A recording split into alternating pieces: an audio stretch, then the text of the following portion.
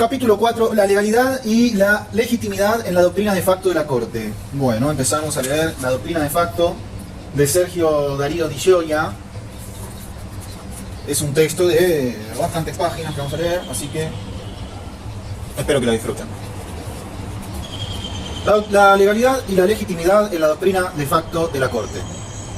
Se entiende por doctrina de facto al conjunto de principios y formulaciones emergentes de la doctrina jurisprudencial de la Corte Suprema de Justicia de la Nación y de diversos análisis doctrinarios y del derecho comparado que hacen referencia a las características y efectos de los gobiernos de facto o gobiernos de hecho como opuestos a los gobiernos de iure o de derecho y de los actos emanados de los mismos. La lamentable seguidilla de interrupciones del orden constitucional en nuestro país, así como en gran parte de Latinoamérica, han llevado a un desarrollo impensado del tema por parte de los juristas especializados, quienes muchas veces, con razonamientos forzados o poco convincentes, intentaron otorgar algún sentido jurídico a tanto descalabro. Es evidente que si bien el jurista habitualmente desarrolla sus teorías en base a la norma escrita, en el caso de la doctrina de facto, ello no ha sido así. Ningún constituyente soñó en su peor pesadilla que su obra, la Constitución de los Argentinos, sería tantas veces violada, conculcada, humillada y vilipendiada. Mucho menos que algunos autores de elevado prestigio intentarían darle un sesgo racional, lógico y jurídico a un cuadro de situación absolutamente incompatible con la Constitución y el derecho. Uno de los autores que más trabajó en dicha construcción ha sido Germán Vidal Campos, quien en sus libros de Derecho Constitucional dedicó gran cantidad de páginas al análisis del fenómeno dotando al mismo de un arsenal teórico del que no disponía hasta entonces. Sin perjuicio de nuestro radical desacuerdo con muchas de las posturas allí sustentadas, muchos pensamos que hubiera sido más útil para la democracia no proporcionar tanto desarrollo teórico a quienes usurparon el poder político en la Argentina, en clara violación al principio de soberanía popular.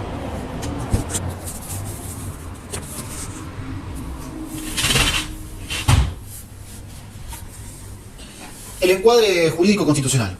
Si bien en la Constitución de 1853-1860 no existía un dispositivo como el del actual artículo 36, surgido de la reforma de 1994, es evidente que el texto constitucional no admitía, en modo alguno, su afectación o modificación por un mecanismo diferente al establecido por el artículo 30, y además sancionaba con severidad cualquier intento de alteración del orden constitucional y de sus principios liminares, como el relativo al de la división y distribución del poder.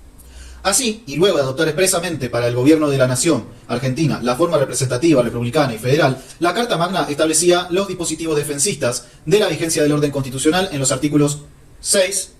intervención federal, artículo 23, estado de sitio, entre otros, en los que se preveían supuestos que pudieran afectar el normal funcionamiento de las instituciones democráticas y se establecían los mecanismos idóneos para su protección.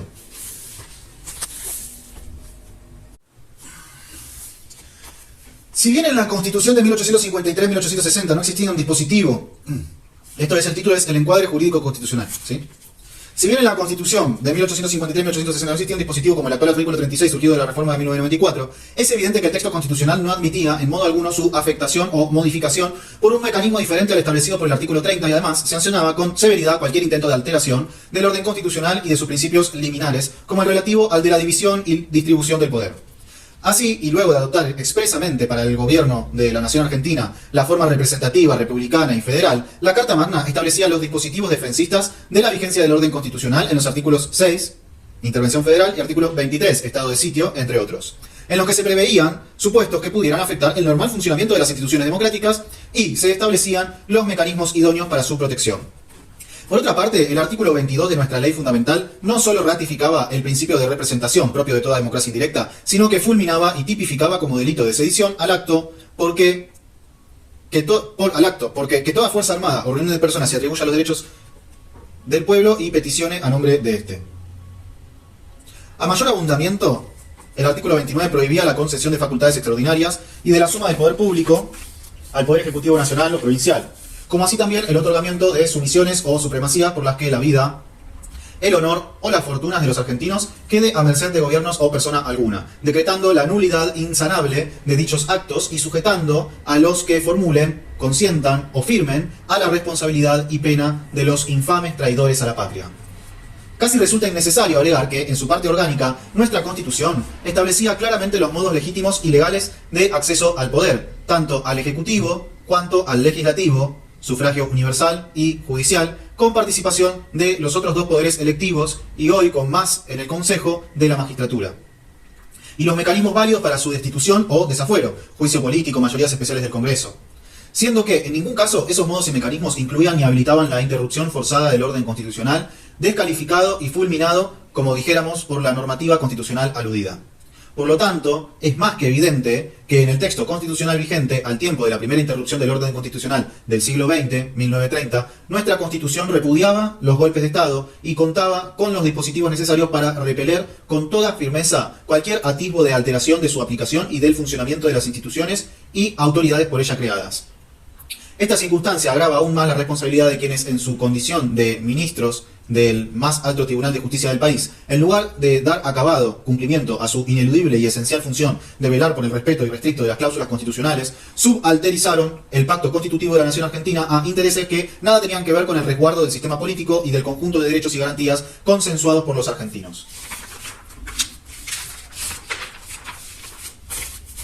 La acordada del 10 de septiembre de 1930 de la Corte Suprema de Justicia de la Nación. Ficha técnica, asunto, doctrina de los gobiernos de facto. Fecha, 10 de septiembre de 1930. Autor, Corte Suprema de Justicia de la Nación Argentina. Miembros, José Figueroa Alcorta, Roberto Repeto, Ricardo Guido Lavalle, Antonio Sagarna. Procurador General, Horacio Rodríguez Larreta. Padre, ¿no? Seguramente.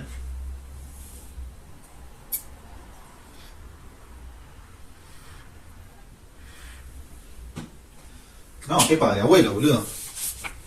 Abuelo debe ser, si es del 1930.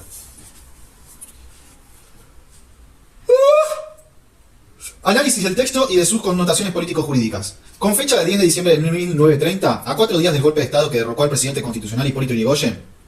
y en contestación a una nota, comunicación enviada por el gobierno provisional, encabezado por el usurpador militar del poder, teniente general José Félix Uriburu, conocido popularmente como Bon Pepe, por su filiación ideológica de índole fascista,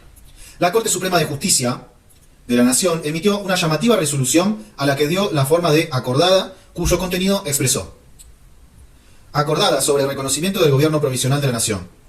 En Buenos Aires, a 10 días de septiembre de 1930, reunidos en acuerdo extraordinario, los señores ministros de la Corte Suprema de Justicia de la Nación, doctores don José Figueroa Alcorta, don Roberto Repeto, don Ricardo Guido Lavalle y don Antonio Sagarna, y el señor Procurador General de la Nación, doctor Horacio Rodríguez Larreta, con el fin de tomar en consideración la comunicación dirigida por el señor Presidente del Poder Ejecutivo Previsional, Teniente General don José Uriburu, haciendo saber a esta Corte la constitución de un gobierno provisional para la Nación, dijeron: primero, que la susodicha comunicación pone en conocimiento oficial de esta Corte Suprema la constitución de un gobierno provisional emanado de la Revolución triunfante del 6 de septiembre del corriente año. Segundo, que ese gobierno se encuentra en posesión de las fuerzas militares y policiales necesarias para asegurar la paz y el orden de la nación y por consiguiente para proteger la libertad, la vida y la propiedad de las personas, y ha declarado además en los actos públicos que mantendrá la supremacía de la Constitución y de las leyes del país en el ejercicio del poder. 3. Que tales antecedentes caracterizan sin duda un gobierno de hecho en cuanto a su constitución y de cuya naturaleza participan los funcionarios que lo integran actualmente o que se designen en lo sucesivo con todas las consecuencias de la doctrina de los gobiernos de facto respecto a la posibilidad de realizar válidamente los actos necesarios para el cumplimiento de los fines perseguidos por él.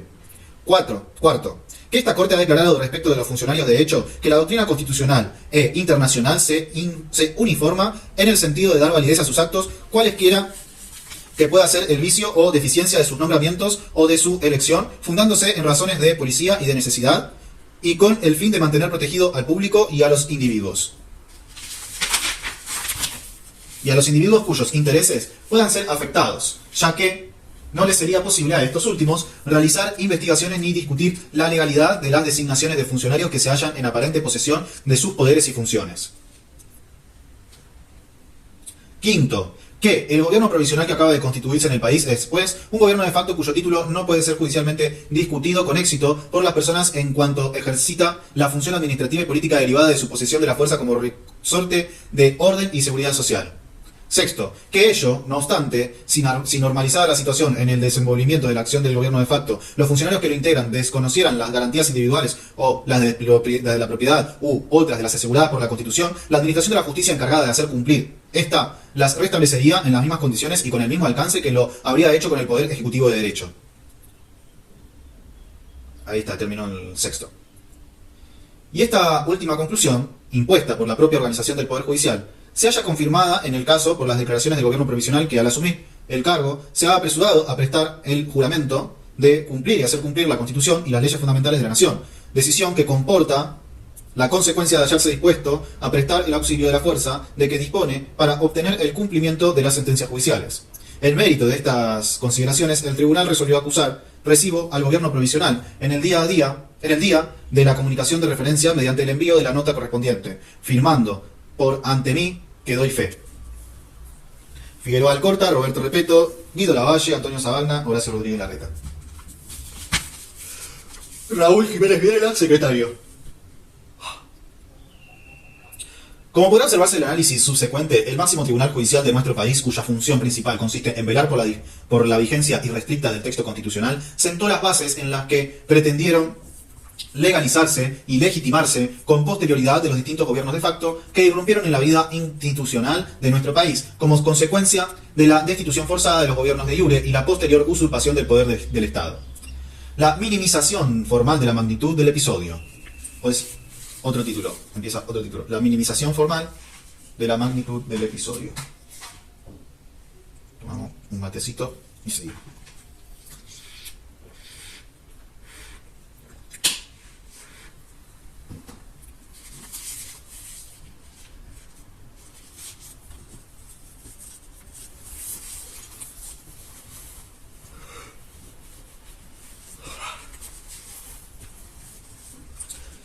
La minimización formal de la magnitud del episodio. La elección del instrumento jurídico por el cual se habría de contestar a la notificación de la más grave afrenta que podía sufrir el sistema democrático, cual fue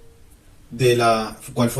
de la interrupción del orden constitucional por medio de la fuerza y la consecuente instauración de un gobierno de hecho apartado por completo de las premisas sentadas por nuestra Carta Magna para legitimar el acceso al poder, no fue casual. Una acordada es una resolución judicial de rango inferior, destinada habitualmente a ejercer facultades administrativas o de superintendencia de la Corte, pero en ningún caso a establecer posiciones del máximo tribunal en relación con actos de la mayor gravedad institucional como los cometidos por los usurpadores del poder político. Mediante el instrumento de la acordada puede determinarse desde el uniforme del personal de maestranza del tribunal los horarios que deben cumplir ciertos empleados, el arancelamiento de las fotocopias pedidas por los profesionales, etc. Okay. Los tribunales de justicia, y en especial la Corte, se expresan a través de sentencias en las que deciden sobre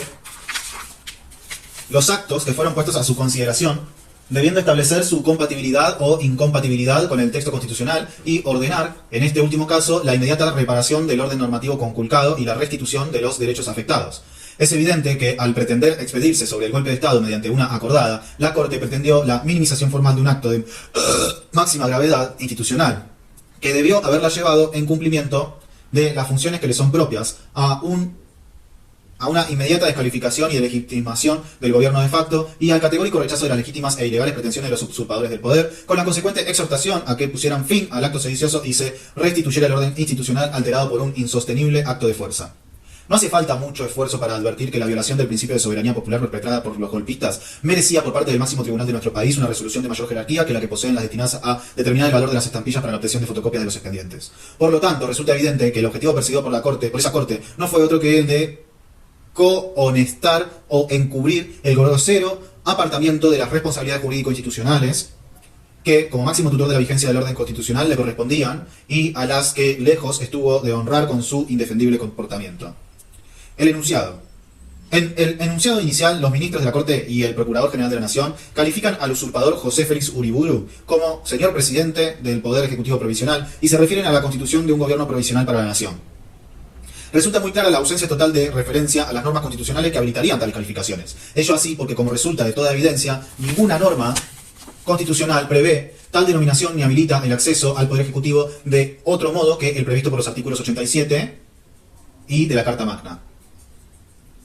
La revolución triunfante y la posesión de la fuerza. Otro título nuevo, me tomo otro mate.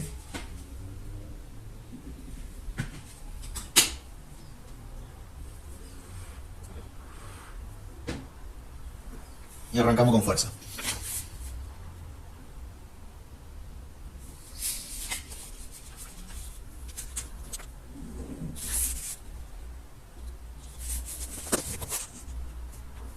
La revolución triunfante y la posesión de la fuerza. La Corte asume en el inciso 1 de la acordada que el gobierno provisional emana de la Revolución Triunfante, del 6 del 9 de 1930.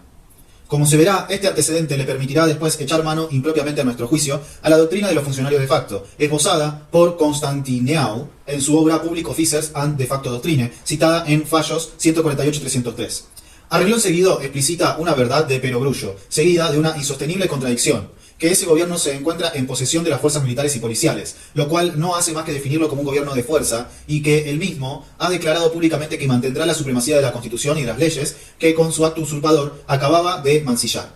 La alusión a la revolución triunfante que después utiliza para tergiversar los criterios vinculados con los funcionarios de facto, traspolándolos impropiamente a los gobiernos de facto,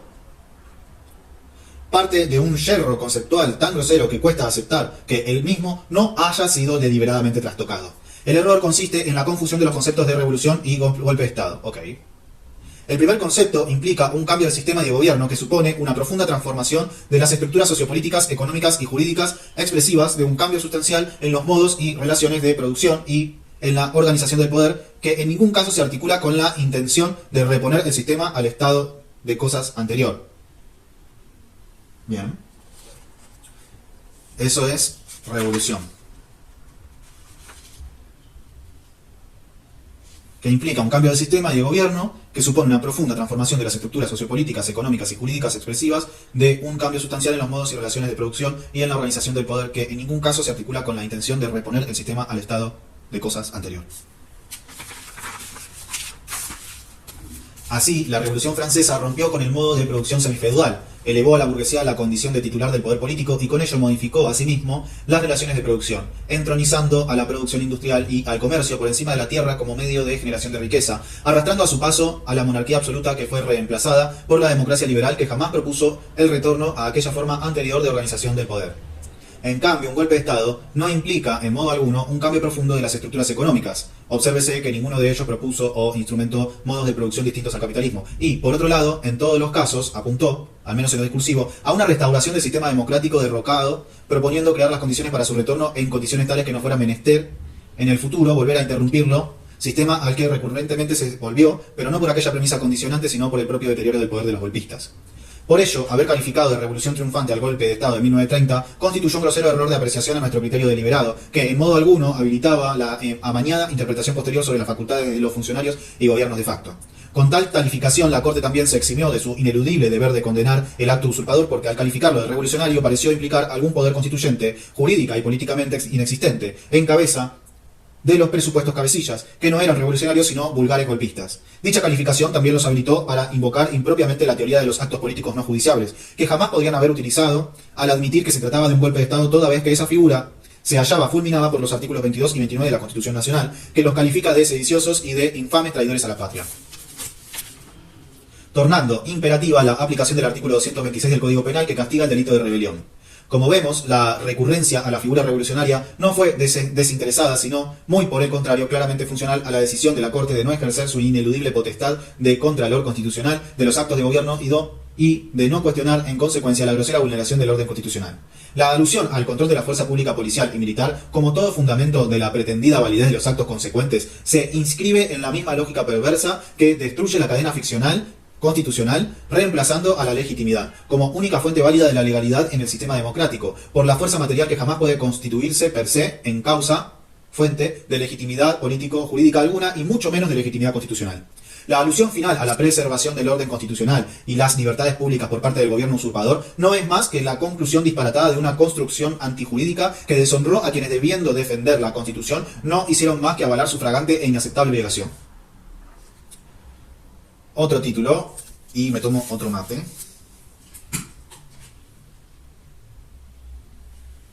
Para poder seguir con fuerza.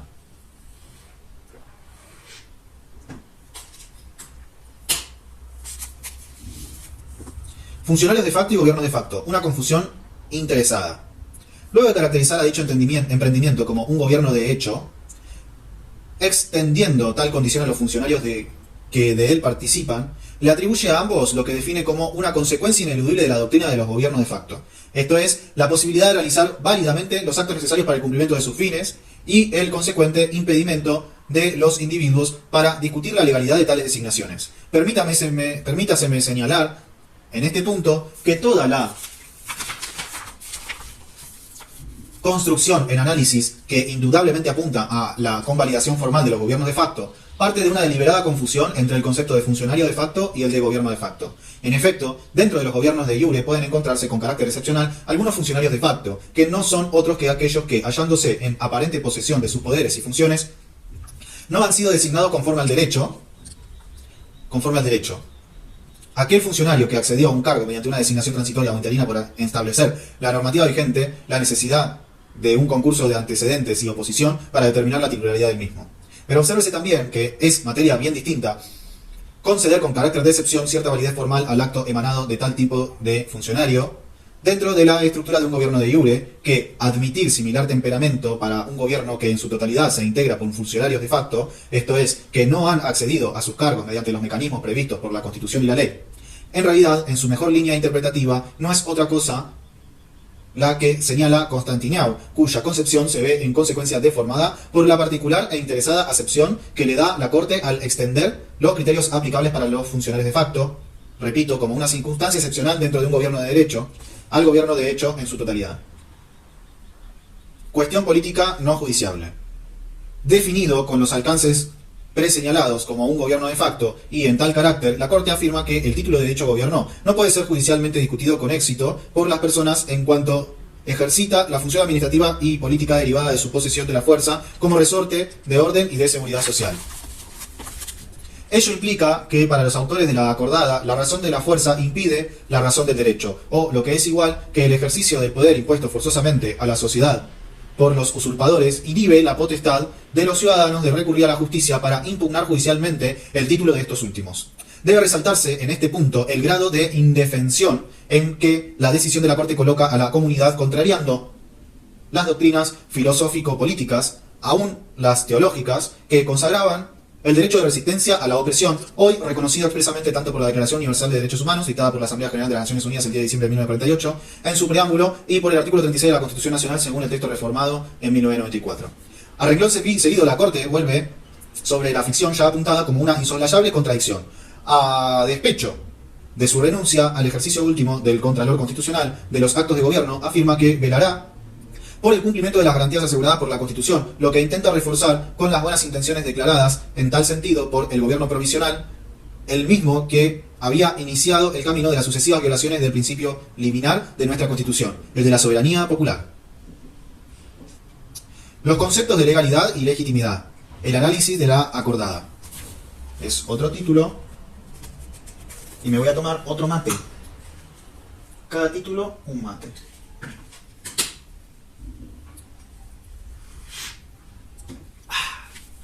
Bien. Los conceptos de legalidad y legitimidad en el análisis de la acordada. Como ya señaláramos precedentemente, todo gobierno de fuerza es, por definición, ilegítimo e ilegal. Lo primero, por resultar violatorio del consenso básico y procedimental expresado por la sociedad al formular su constitución política. Y lo segundo, por violar precisamente la norma jurídica vigente y fundamental expresiva de dicho consenso. Sin embargo, mucho se ha discutido sobre los efectos de la acordada en punto a la eventual asignación de legalidad y o legitimidad a los actos de los gobiernos de facto. En este punto las opiniones se han dividido.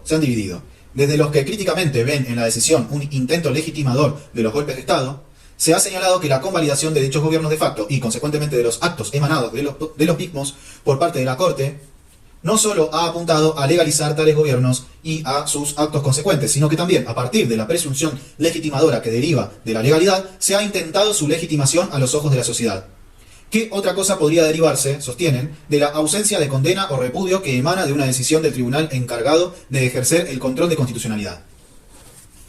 Desde otro sector de la doctrina, y aún de la doctrina jurisprudencial, no menos crítico, pero tal vez más pragmático e impregnado de la intención de reducir a su mínima expresión los efectos de la acordada, se ha afirmado que la Corte, al tiempo de evitar expedirse sobre el acto usurpador al que califica de no judiciable, solo ha otorgado validez precaria a los actos emanados de los gobiernos de facto, más fundada en la imposibilidad de la sociedad de resistir el acto de fuerza que sustenta al gobierno usurpador que en la legalidad intrínseca de la norma. y que la referencia a las garantías constitucionales que debía preservar dicho gobierno y que la Corte se encargaría de custodiar, sumadas al acotamiento temporal que imponía la normalización de la situación que había dado origen a aquel, implicaban una limitación expresa de las facultades de los gobernantes de facto y del efecto de sus actos. En lo que coinciden ambas posiciones es en el carácter de peligroso antecedente sentado por la doctrina jurisprudencia de la acordada, en cuanto la misma pretende asignar cierto grado de validez y eficacia, más allá de su precariedad.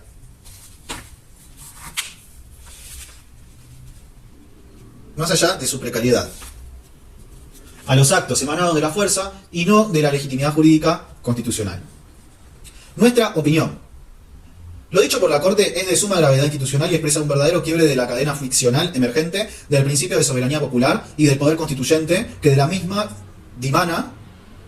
en tanto que admite la posibilidad de que exista algún grado de legalidad de los actos y normas emanados del poder de facto que no se sustente en la legitimidad jurídico-política consagrada en el texto constitucional, sino en la posesión de la fuerza como resorte de orden y de seguridad social. Y ello constituye un antecedente muy grave que luego será utilizado por los subsiguientes usurpadores del poder con declarado ánimo de legitimación.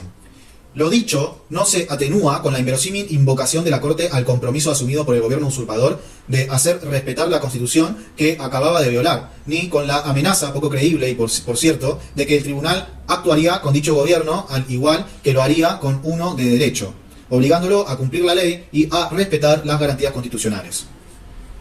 Bien.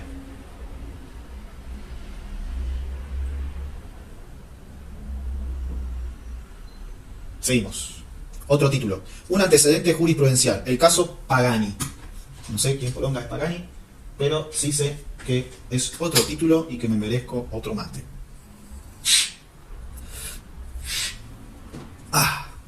Un antecedente jurisprudencial. El caso Pagani. Señalamos en el punto anterior que en la acordada, la Corte había realizado una suerte de división entre el acto usurpador originario de golpe de Estado, por un lado, al que había calificado como cuestión política no judiciable, toda vez que, según sostuvo, su título no puede ser judicialmente discutido con éxito por las personas, y por el otro, las consecuencias de dicho acto a los que decidió reconocer validez, fundándose en razones de policía y de necesidad, y en cuanto el gobierno provisional ejercita la función administrativa y política derivada de su posesión de la fuerza como resorte de orden y de seguridad social. Es decir, que el máximo tribunal de nuestro país estableció que el título del gobierno de facto no podía ser judicialmente discutido con éxito, al menos en tanto el mismo se hallara en posesión de la fuerza, descartando en consecuencia cualquier consideración sobre su naturaleza y condición. Esta diferenciación entre las dos etapas, el acto usurpador originario al que la Corte no califica ni caracteriza legalmente y su eventual atribución gubernativa basada en la posesión de la fuerza, fueron especialmente tenidos en cuenta en la resolución dictada por la Sala 1 de la Cámara Nacional Federal en lo criminal y correccional en la Capital Federal, integrada por los doctores Ricardo Gil Lavedra, León Arslanian y Jorge Torlasco, cuando le tocó decidir en la causa promovida por el abogado Jorge Luis Pagani.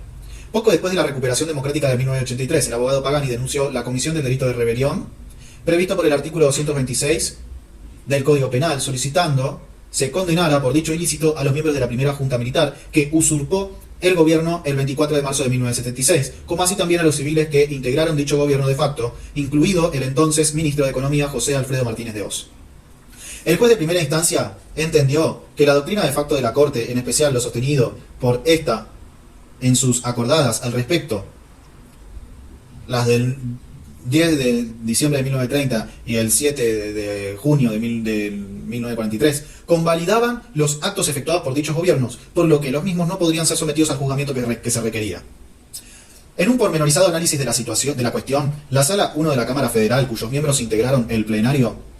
que más adelante condenó a las ex juntas militares del periodo 1976-1983 por las violaciones masivas a los derechos humanos perpetrados por estas, revocó tal decisión. A tal efecto sostuvo que los gobiernos de facto pueden imponer las normas por la fuerza, lo que en modo alguno significa que posean atribuciones o competencia para ello. El concepto de competencia, atribución, facultad, funciona dentro de un orden normativo preestablecido. En cambio, los revolucionarios triunfantes dictan normas porque pueden hacerlas obedecer, no porque hayan otras normas que los faculten para ello. quedando claramente diferenciados los conceptos de poder de hecho, característico del gobierno de facto, y el de atribución normativa, típico de los gobiernos de iure. Afirmó seguidamente el tribunal que no puede entonces pretender extraerse de nuestro sistema jurídico una facultad o competencia para modificar o reemplazar, aunque sea transitoriamente, la Constitución ni sus autoridades por medios distintos a los previstos en la propia norma fundamental, artículo 30, siendo en verdad impensable que la Constitución autorice a suplantar por la fuerza el orden que ella misma establece. Y que la jurisprudencia de la Corte Suprema de Justicia de la Nación, si bien no ha contribuido a esclarecer la cuestión en modo alguno, autoriza a sostener que la sustitución del orden constitucional por vía de los hechos es un acto legítimo. Para concluir en que la vigencia de las normas dictadas por el gobierno de facto y aún su subsistencia en el período de iure, por razones estrictamente vinculadas con la necesidad y seguridad jurídica, no restan ilicitud al acto usurpador. A renglón seguido, y luego de ratificar que el triunfo de la rebelión carece de efectos legitimadores del hecho, la Cámara afirmó que los hechos del 24 de marzo de 1976, que culminaron con el derrocamiento del gobierno constitucional, cuya publicidad y notoriedad no pueden discutirse, cumplen prima facie con los requerimientos del tipo descripto en el artículo 226 del Código Penal, delito de rebelión, por lo que, revocando la sentencia apelada, ordenó recibir declaración indagatoria a Jorge Rafael Videla, Emilio Macera y Orlando Agosti, en su carácter de excomandantes generales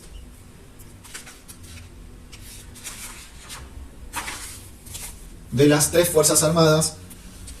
y como posibles autores del delito en cuestión. Fallo del 2 de abril de 1984. Con este fallo, los aspectos más nefastos de la doctrina de facto comenzaban a revertirse.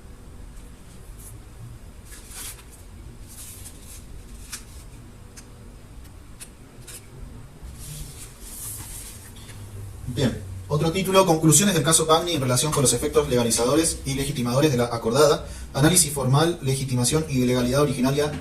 derivada y e implícita.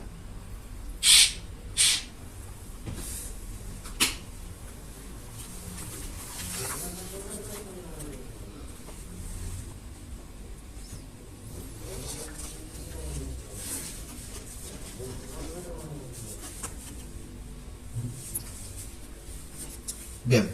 otro mate y seguimos. Conclusiones del caso Pagani en relación con los efectos legalizadores y legitimadores de la acordada. Análisis formal, legitimación y legalidad originaria, derivada e implícita. Si entendemos por legalidad y legitimidad originarias a las que pueden relacionarse con el acto usurpador primario, golpe de Estado, por legalidad y legitimidad derivadas a aquellas que refieren a los actos y normas emanadas del gobierno de facto ya instalado, y por legitimidad implícita a la que puede presumirse, aunque no se halle explicitada, podremos concluir, partiendo de la construcción jurisprudencial del caso Pagani, en que la Cámara Federal, en articulación con la acordada de la Corte, nos resulta útil para aclarar algunos puntos.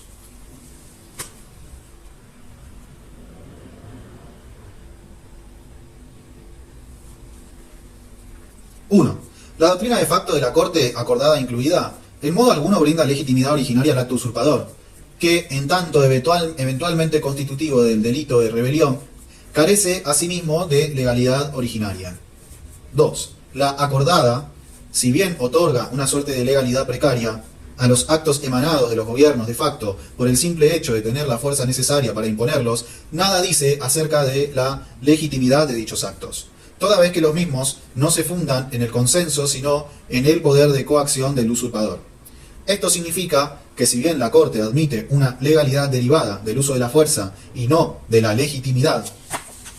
democrática, de carácter precario y siempre sometida a la ratificación o rectificación del gobierno de iure posterior, no se manifiesta expresamente sobre la legitimidad derivada de los actos emanados de la usurpación del poder político. 3. Algunas interpretaciones críticas de la acordada en análisis señalan que, si bien la Corte no se ha referido explícitamente a la legitimidad derivada, en tanto ha admitido la legalidad precaria de los actos emanados del gobierno de hecho, implícitamente les habría conferido algún grado de legitimidad derivada, por la simple asociación que en el imaginario colectivo poseen los conceptos de legalidad y legitimidad. De allí podría sostenerse que el efecto corrosivo de dicha construcción doctrinaria jurisprudencial sobre la estabilidad de la institucionalidad democrática mucho le debe a esta intervención implícitamente legitimadora del máximo tribunal jurisdiccional de nuestro país, a cuyo cargo paradójicamente se hallaba el control constitucional de los actos de del Estado y de los particulares. Un singular antecedente. Sin embargo, vale la pena destacar que esta acordada, repetida textualmente por la Corte Suprema de Justicia de la Nación en el año 1943 en relación con el golpe de Estado del 4 de junio de dicho año por el que se pusiera fin al gobierno del presidente Castillo y con ello al periodo conocido como la década infame, iniciada precisamente con el golpe de Uriburu de 1930 y continuada por los gobiernos asumidos mediante la proscripción inicial del irigoyenismo y con fraude electoral, dio lugar a una de las causales por las que el Congreso Nacional iniciara juicio político a los miembros del máximo tribunal de aquella época, una vez asumido el gobierno constitucional de Juan Domingo Perón en 1946. En efecto, y como consecuencia de profundos desacuerdos,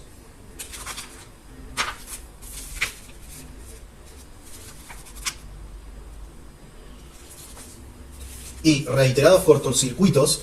institucionales con la Corte de entonces,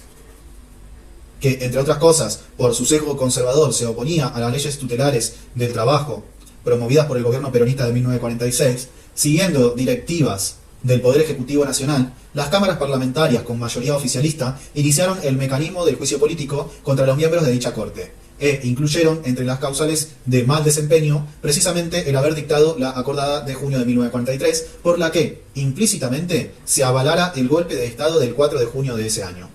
Tal consideración, la de la promoción del juicio político, partía de la base de que tal acordada revestía suficiente gravedad institucional por la abdicación del rol de Contralor Constitucional, obrado por la Corte y por las demás consideraciones efectuadas precedentemente al analizar críticamente dicho instrumento, como para configurar la causal de mal desempeño. Artículos 53, 59 y 60, 45, 51 y 52 de la anterior redacción de la Constitución Nacional post-reforma de 1994. Y en base a ella se decidió la destitución del único juez de la Corte anterior que había resistido el embate. Lo dicho configura una primera condena institucional a la acordada y una categórica descalificación de la misma, al punto de constituirse en el sustento de la separación de un miembro de nuestro máximo Tribunal de Justicia. No deja de resultar llamativo que el mismo presidente de la Nación que asumiera sus funciones constitucionales en 1946 y promoviera el juicio político a la Corte por el dictado de la acordada, entre otras razones, como así también muchos de sus colaboradores, habían participado activamente del golpe de Estado del 4 de junio de 1943, que había recibido cobertura institucional con el aval implícito de la acordada de la Corte, que después se aprestaron a destituir.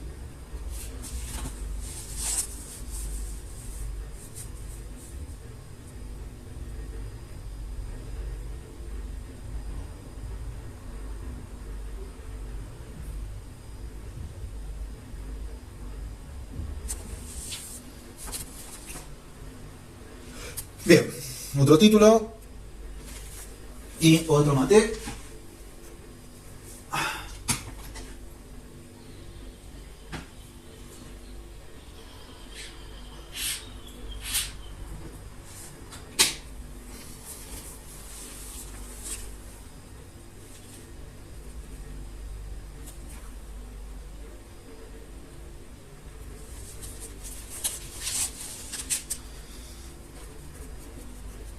Posturas de la Corte Suprema respecto de los efectos de los actos emanados de los gobiernos de facto al asumir el gobierno constitucional.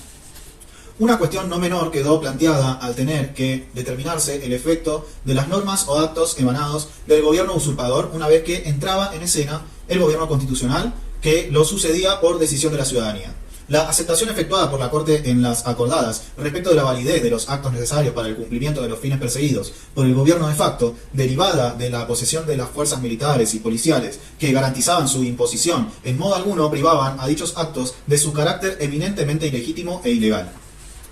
En consecuencia, esta carencia de la presunción de legitimidad de la que sí gozan, por el contrario, las normas y los actos emanados de los gobiernos de iure, establecía la necesidad de adoptar una posición respecto del destino de lo realizado por el gobierno de facto una vez recuperado el orden constitucional. La pauta general que emana de las consideraciones antecedentes se traduce en el criterio de que las normas y actos del poder de facto necesitan siempre el reconocimiento expreso o implícito del posterior poder de iure, de lo que se concluye la provisionalidad de aquellos y su necesaria confirmación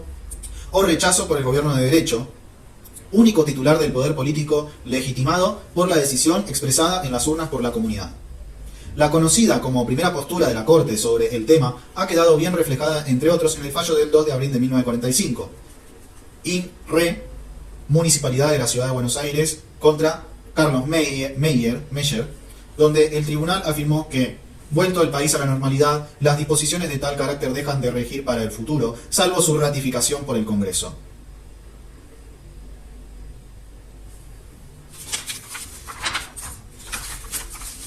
Siendo válida su vigencia anterior con relación a los hechos realizados. Esto es que,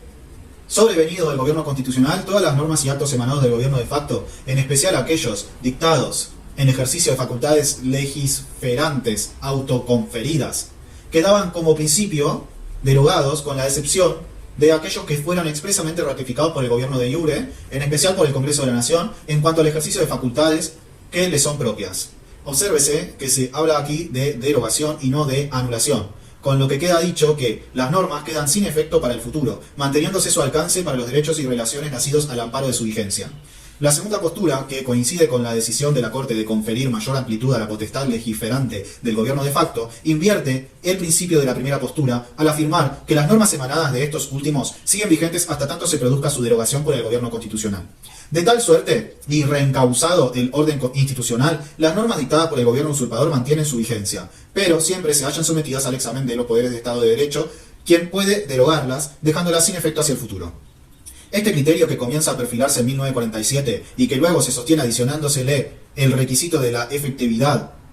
en el periodo constitucional de 1973-1976, es decir, la vigencia se mantiene si la norma ha tenido efectividad y no ha sido derogada por el gobierno de iure, se relaciona habitualmente con razones de seguridad jurídica vinculadas con la reiteración y recurrencia de los gobiernos de facto y la prolongación de su duración, que tornaría inconveniente la derogación automática de la primera postura, evitando de tal modo la eventual anomia que generaría la aplicación de tal criterio, otorgándole al Congreso el tiempo necesario para que revise la legislación de facto y decida su continuidad o su conclusión.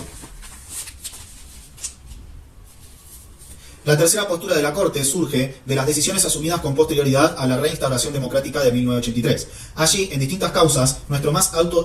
tribunal dispuso que las normas y actos emanados de los gobiernos de facto pueden ser ratificados o rectificados explícita o implícitamente por el gobierno de iure, entendiéndose en consecuencia que la validez normativa subsistía de no rectificarse explícita o implícitamente de la misma o de ratificársela en cualquiera de las dos modalidades, y que dicha validez cesaba de ser rectificada con cualquiera de las variantes enunciadas tal normativa. Cesaba de ser ratificada con cualquiera de las variantes enunciadas tal normativa. Este criterio, mucho más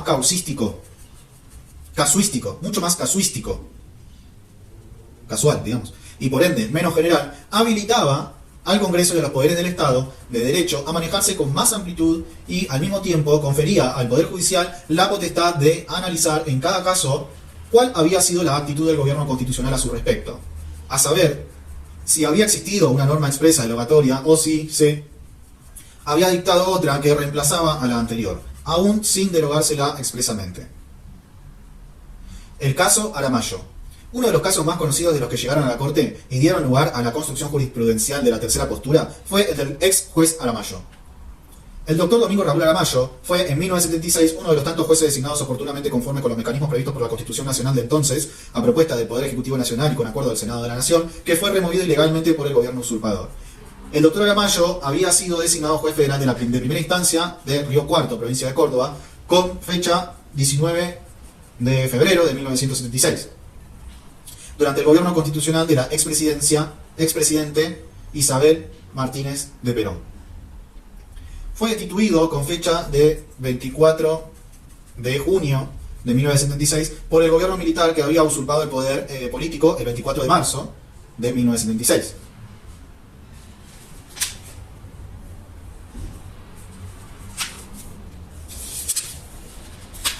sea, al chabón lo designaron un mes antes del golpe y fue destituido 3 meses después del golpe.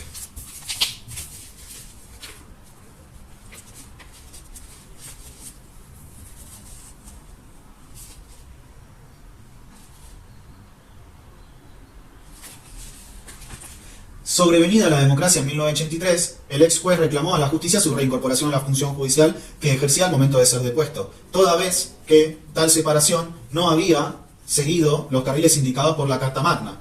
Esto es, que su destitución no derivaba de la promoción y resolución de un juicio político, y en consecuencia Aramayo sostuvo que, normalizada la situación institucional, correspondía se lo restituyera como juez.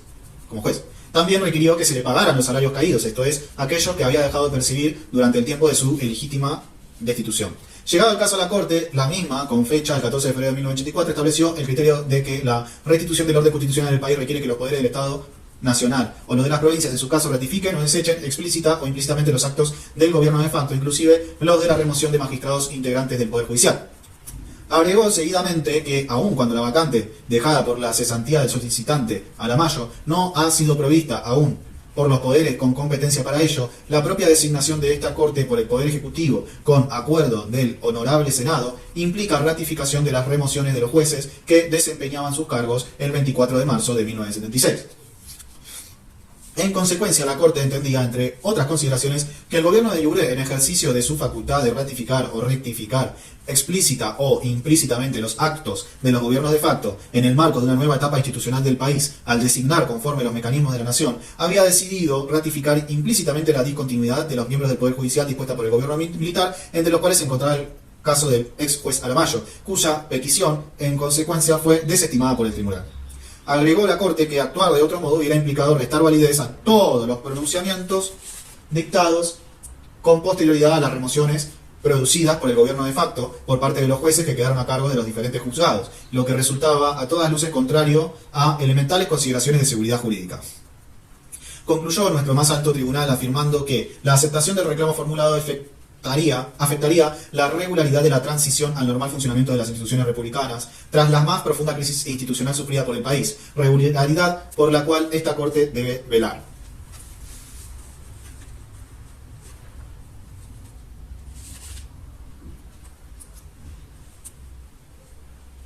Esta postura también se desprendió de numerosos fallos en los que se analizaba la vigencia de cierta legislación de facto. Más allá del opinable criterio del máximo tribunal en la aplicación de la postura en análisis al caso del juez Aramayo, cabe destacar que en este supuesto la Corte al menos se expidió sobre el fondo de la cuestión puesta a su consideración y emitió un fallo que implicó el conocimiento y decisión del Poder Judicial sobre el conflicto introducido. Sobre la cuestión salarial, remitió la causa a los tribunales inferiores, toda vez que el tema no se hallaba entre los incluidos como de competencia originaria de la Corte.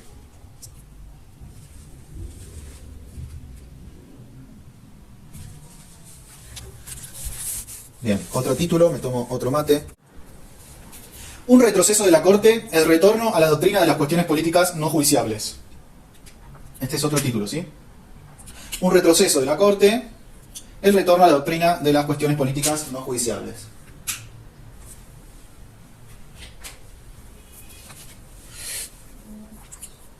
Menos felices fueron otros casos posteriores en los que la misma Corte resolvió que la remoción de magistrados efectuada por un gobierno de facto constituía materia o cuestión no judiciable por tratarse de actos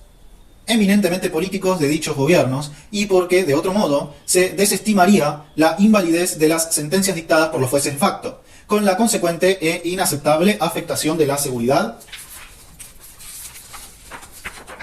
jurídica.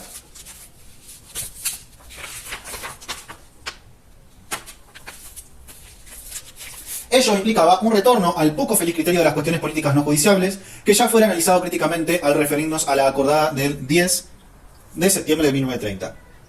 Tal retroceso, por otra parte, mereció la repulsa de un órgano de protección supranacional de los derechos humanos, cual es la Comisión Interamericana de los Derechos Humanos, CIDH-OEA. Con similares argumentos a los del caso Sansó, se desecharon las pretensiones del ex juez de la provincia de Chubut, doctor Gustavo Carranza, quien, removido por el gobierno de facto, solicitó su reintegro al cargo y la reparación del daño ocasionado, inclusivo de los salarios caídos, y llegó a obtener una resolución favorable de la Comisión Interamericana de Derechos Humanos, quien en su informe 3097 del 30 de septiembre de 1997 concluyó que al impedir una decisión sobre los méritos del caso interpuesto por el señor Gustavo Carranza a raíz de su destitución como juez de la provincia de Chubut, el Estado argentino violó sus derechos a las garantías judiciales y a la protección judicial consagrados en los artículos 8 y 25 en relación con el artículo 1.1 de la Convención Americana de Derechos Humanos, Pacto de San José de Costa Rica. En tal virtud, la Comisión Interamericana de Derechos Humanos recomendó al Estado argentino que repare al ex juez Carranza por las violaciones al Pacto de San José de Costa Rica previamente señaladas. La diferencia de criterio entre el caso Aramayo y los casos Sanso y Carranza resultan palmarias, aunque inexplicables. En el primer caso, el ex juez Aramayo tuvo acceso a la jurisdicción y, aunque discutible, la Corte dictó un fallo que, en base a las consideraciones relativas a la denominada tercera postura del máximo tribunal respecto de los efectos de los actos de los gobiernos de facto, desestimó el pedido del justiciable. Por el contrario, en los casos Sanso y Carranza, la Corte no se expidió sobre el fondo de la cuestión, retornando al cuestionable criterio de las cuestiones políticas no judiciables de la acordada del 30, logrando por añadidura dos efectos por demás negativos. El primero, la convalidación de la facultad de los gobiernos de facto para remover a los jueces de iure sin posibilidad de revisión judicial ulterior. Y segundo, la repulsa de un órgano supranacional protectorio de los derechos humanos por violación de los artículos 8 y 25 del Pacto de San José de Costa Rica. Este inexplicable retroceso quizás pueda ser objeto de un nuevo análisis con motivo de la incorporación del nuevo artículo 36 de la Constitución Nacional Reformada en 1994, a lo que nos referiremos más adelante.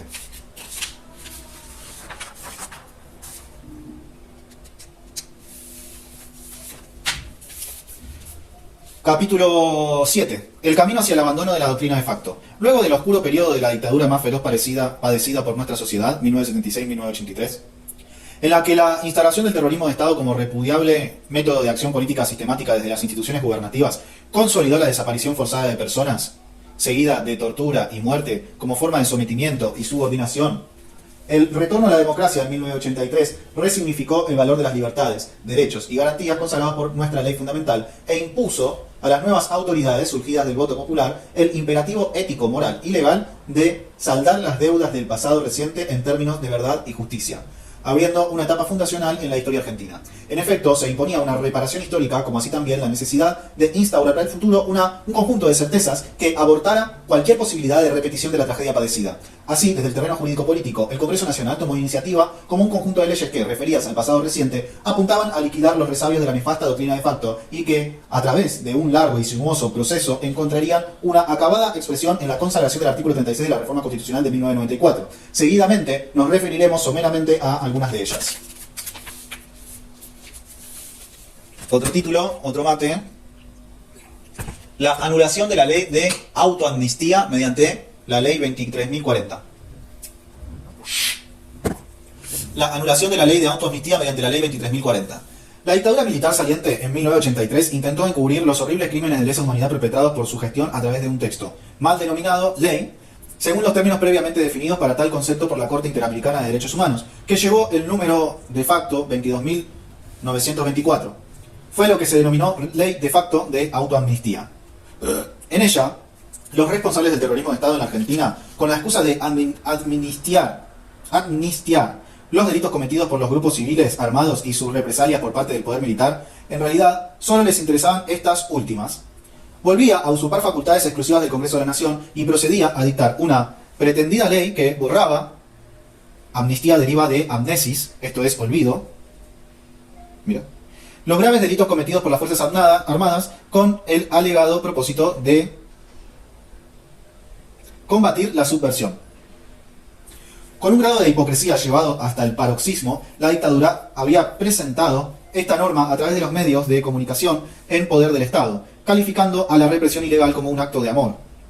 limitándose a admitir que, como en toda guerra, así calificaban a su metodología clandestina y criminal. Se pudieron haber cometido algunos excesos. Su inocultable pretensión fue consolidar jurídicamente la impunidad de los responsables de los crímenes de lesa humanidad perpetrados por las fuerzas de seguridad, de modo tal que, sobrevenido el gobierno de iure, y como tal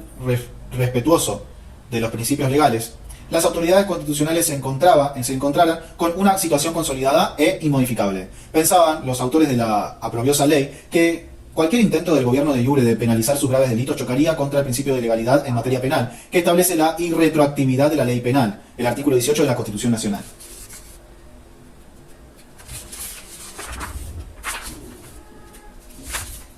A su vez, los candidatos a presidente de los partidos políticos mayoritarios, Partido Justicialista, Ítalo Luder, y Unión Cívica Radical, Raúl Alfonsín, en plena campaña electoral de 1983 tuvieron posiciones divergentes. El primero, a la sazón profesor titular de Derecho Constitucional de la Facultad de Derecho de la Universidad de Buenos Aires, o sea, Luder,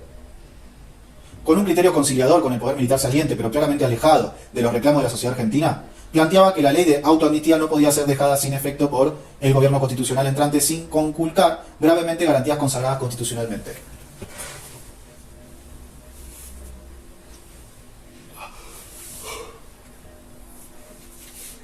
Por el contrario, el doctor Raúl Alfonsín sostenía que la democracia no podía sostenerse sobre claudicaciones éticas y que ello importaba dejar sin efecto la aberrante ley de autoamnistía dictada por los militares y proceder al juzgamiento de las violaciones masivas de los derechos humanos perpetradas por aquellos, al tiempo que denunciaba un pacto sindical-militar que involucraba al justicialismo en la maniobra y al que acusaba de apuntar a la consagración de la impunidad de los responsables del terrorismo de Estado. Alentado por el triunfo electoral del doctor Alfonsín, el Congreso sancionó la ley 23.040, por la cual no se limitó a derogar la ley de impunidad militar, sino que procedió a declarar su nulidad insanable.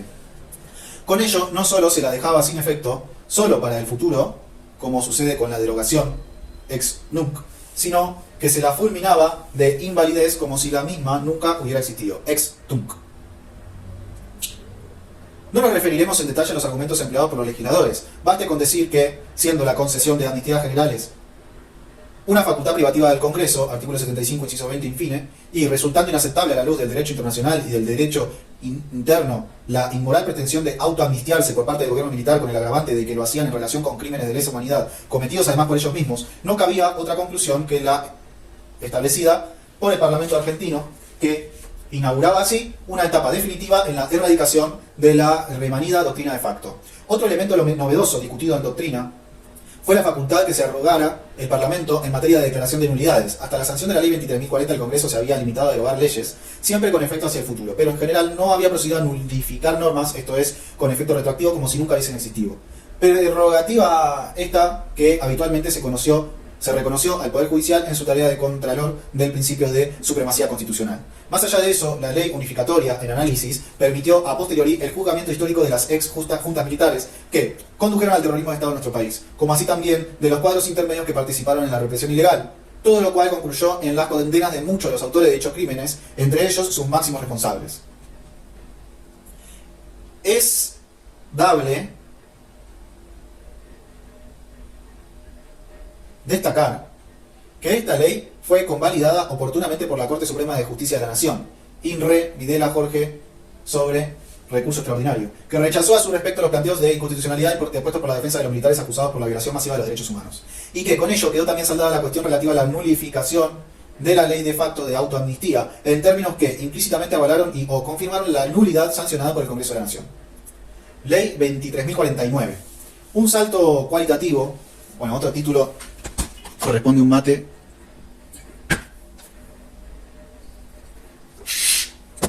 Ley 23.049 es otro título. Un salto cualitativo en materia de descalificación de la normativa de facto se dio con la sanción de la Ley 23.049, también conocida como Ley de Reformas al Código de Justicia Militar.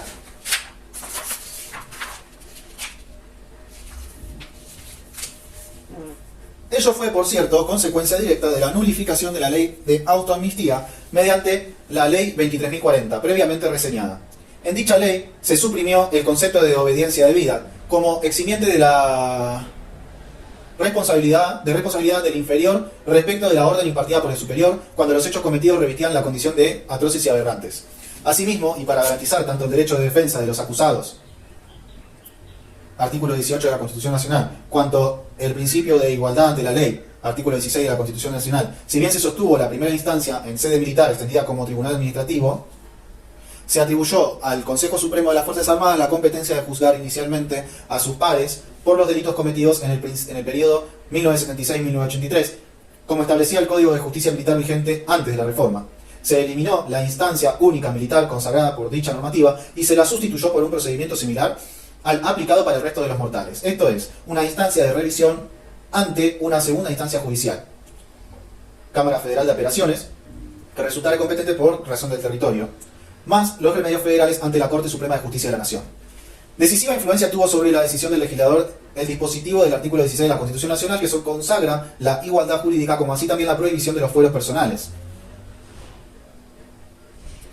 La ley 23.049 también mereció reparos por parte de los militares inculpados, en especial en base al argumento de que eran sustraídos de sus jueces naturales, que no eran otros, a su criterio, que los mismos tribunales militares. Pero la Corte rechazó los planteos de inconstitucionalidad en la inteligencia de que la norma resolvía el conflicto suscitado y articulaba adecuadamente las garantías consagradas por los artículos 16 y 18 de la Constitución Nacional. No se los sacaba de sus jueces naturales, se les mantenía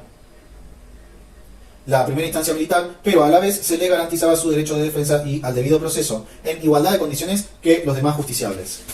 Contra un fallo arbitrario, concediéndoles la instancia de responsables de la represión ilegal, y muchos de ellos purgaron condenas más allá de las leyes y decretos de impunidad que se dictaron posteriormente y a los que nos referiremos más adelante. Otro mate, otro título.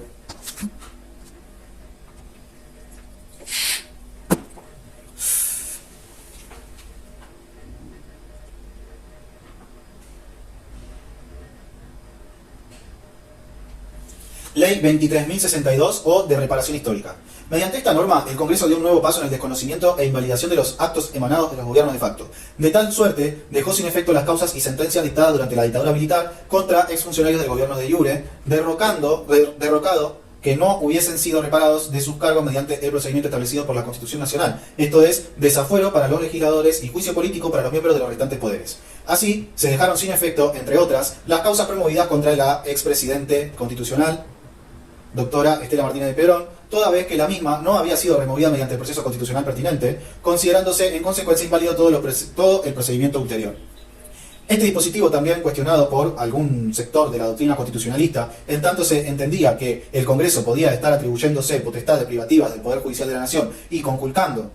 el principio de división de poderes, también fue convalidado por la Corte Suprema de Justicia de la Nación. Sirva como apunte histórico que tal fue la argumentación esgrimida por el presidente Hipólito Yrigoyen cuando se lo pretendió juzgar con posterioridad a su derrocamiento, el cual, es obvio señalarlo, no había seguido los pasos previstos por la Constitución Nacional.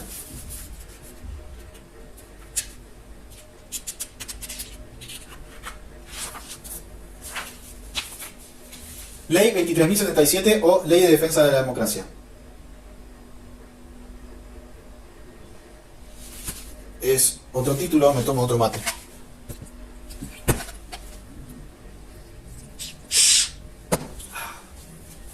Ley 23.077 o Ley de Defensa de la Democracia. Mediante esta ley se cumplieron dos finalidades. Por un lado, se modificó el Código Penal argentino en todo lo vinculado con los delitos de rebelión,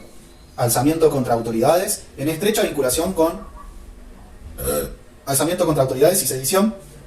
contra autoridades provinciales, en estrecha vinculación con lo dispuesto por el artículo 22 de la Constitución Nacional. En tal sentido, el capítulo respectivo pasó a denominarse atentados contra el orden constitucional y agravó las penas para tal delito, en especial para quienes revistieran condición militar y para quienes colaborasen con el alzamiento o, eventualmente, aceptaren designaciones como funcionarios de facto para el supuesto de que el alzamiento hubiera tenido éxito. Se castigó asimismo la instigación para la comisión de las figuras así tipificadas. Por otra parte, se estableció un procedimiento de juzgamiento por el Tribunal Colegiado de Instancia Única que entendería en los delitos contemplados por la ley en análisis, Se pretendió de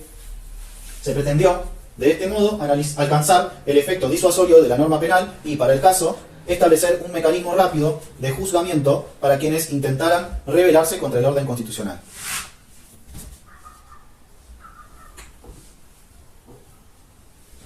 La consagración de una instancia única fue cuestionada por la Comisión Interamericana de Derechos Humanos, CIDH-OEA, la que, en el caso Abela, ataque al cuartel de la Tablada, perpetrado por un grupo civil armado el 23 de enero de 1989, estableció que la ausencia de una segunda instancia de revisión ordinaria en la Ley 23.077 era contraria a las disposiciones de la Convención Interamericana de Derechos Humanos o Pacto de San José de Costa Rica, que consagra el derecho a tal revisión en su artículo 8. Sin embargo, queda claro que la voluntad del legislador fue proteger al sistema democrático y al Estado de Derecho de cualquier intento de golpe de Estado, como los tantos padecidos por nuestro país y por los hermanos países latinoamericanos. Esta ley constituye un relevante antecedente del nuevo artículo 36 de la Constitución Nacional e integra el plexo normativo dictado al calor de la recuperación democrática de 1983 con el doble objetivo de fulminar la doctrina de facto y prevenir cualquier intento de restauración del orden autoritario. Otro título. Otro mate. Yo me quedo sin mates.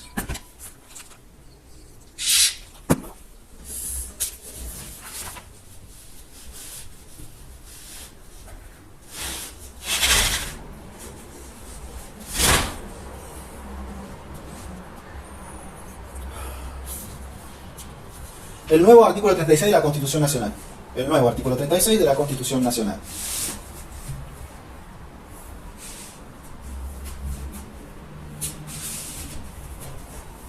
Con ineludible respaldo en el preámbulo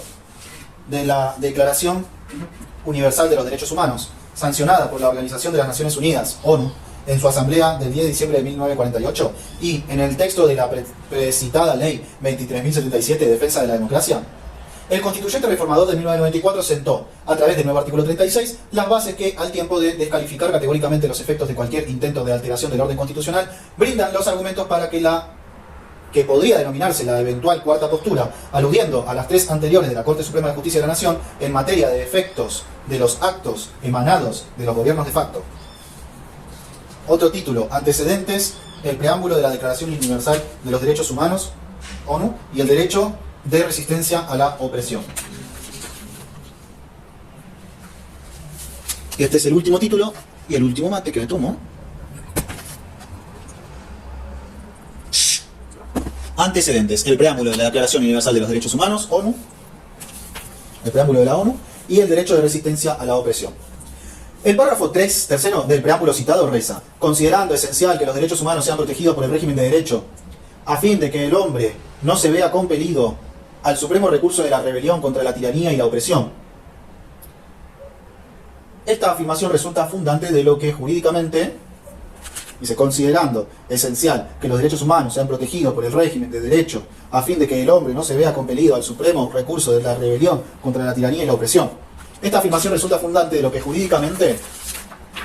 a nivel nacional e internacional, se ha definido como el derecho de resistencia a la opresión. No es un hallazgo del preámbulo de la declaración que, en general, se limita a reconocer derechos que, por su naturaleza y contenido, son inmanentes al hombre y, como tales, anteriores al ordenamiento jurídico, ya que dicho concepto fue manejado desde antiguo, con un especial énfasis por parte de algunos teólogos del cristianismo, entre los que habitualmente se menciona a San Agustín, del año 354, y a Santo Tomás, del año 1227. Así se sostenía que el ordenamiento normativo de los hombres, ley humana, debía respetar la ley divina, interpretar la ley divina, indicadora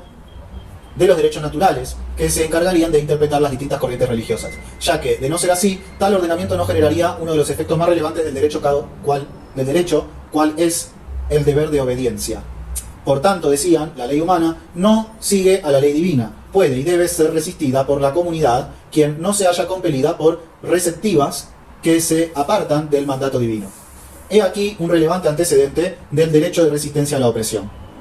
En similar sentido, la escuela y un naturalista del derecho, sea su vertiente teológica, sea su vertiente racionalista, descalifica como derecho al conjunto de normas que, más allá de las formalidades empleadas para su sanción, no respetan los derechos naturales y, por ende, no contemplan en su seno al valor justicia. Tal ordenamiento, sostienen, tampoco impone deber de obediencia.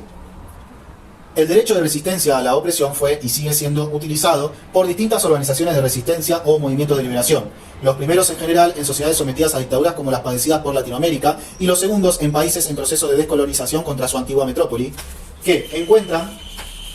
de tal modo un fundamento filosófico, jurídico y político a su accionar, dotándolo de tal suerte de legitimidad y legalidad. En la Argentina, y en especial a partir de 1955, con la proscripción del peronismo, formalmente partido justicialista, se generaron movimientos de resistencia popular de distintas características que apuntaban no solo al retorno del líder en el exilio, sino también, y en estrecha vinculación con ello, a la instauración de un proceso político electoral sin condicionamientos ni censuras. Algunos optaron por la vía política y pacífica, estructura formal de justicialismo, sindicatos, dirigentes políticos peronistas, y otros, no necesariamente del mismo credo político, por la vía armada, montoneros, ERP, FAR y FAP, entre otros. Todos ellos tuvieron su apogeo a finales de la década del 60 y principios de la década del 70. Un episodio de alto impacto político en nuestro país lo constituyó el alzamiento popular comúnmente denominado cordobazo, en el cual numerosos trabajadores, estudiantes, organizaciones de base e intermedias y sectores medios y bajos de la sociedad cordobesa se rebelaron contra la dictadura militar de entonces, generando de tal modo una de las causas de la caída del gobierno de facto presidido por el general Juan Carlos Onganía. Persiste en nuestros días, en el marco del derecho internacional, el debate acerca de los métodos más apropiados para ejercer la resistencia a la opresión, existiendo sectores que postulan la resistencia pacífica, estilo Gandhi, y otros que propugnan la resistencia armada o violenta, siempre frente a gobiernos autocráticos y antidemocráticos, los que por definición se encuentran en las antípodas del Estado de Derecho.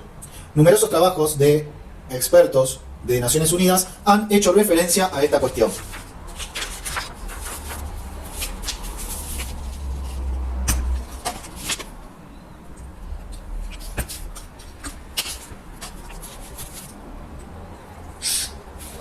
Me confundí, no era el último título. Ahora sí, este es el último título. El artículo 36 y la consagración constitucional del derecho de resistencia a la opresión. El artículo 36 y la consagración constitucional del derecho de resistencia a la opresión. Vale la pena dedicarle algunos párrafos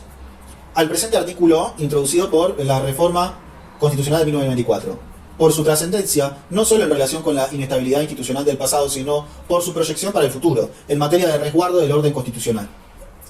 En el capítulo segundo, denominado Nuevos Derechos y Garantías, el artículo en cuestión expresa: esta Constitución mantendrá su imperio aun cuando se interrumpiere su observancia por actos de fuerza contra el orden institucional y el sistema democrático. Estos actos serán insanablemente nulos.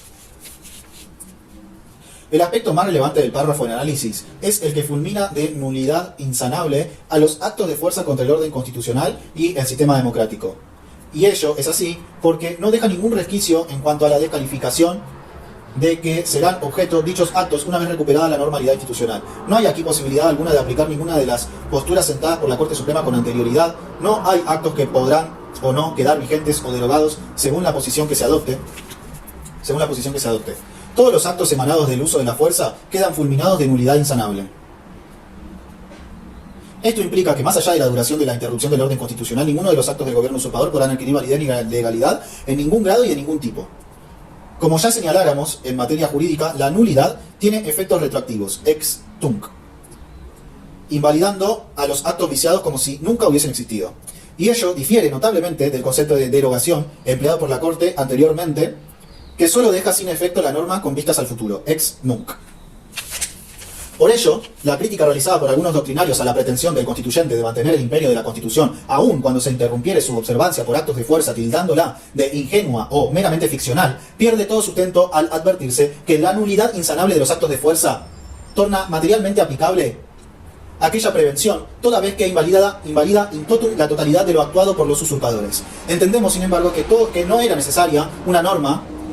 de las características de la analizada para llegar a los mismos fines. Reiteramos la hermenéutica constitucional y los artículos 1, 22, 28, 29 y 30, entre otros, de la Constitución Nacional, debiendo haber llevado a la Corte a nulificar en forma expresa y categórica la totalidad de los actos emanados del gobierno de facto.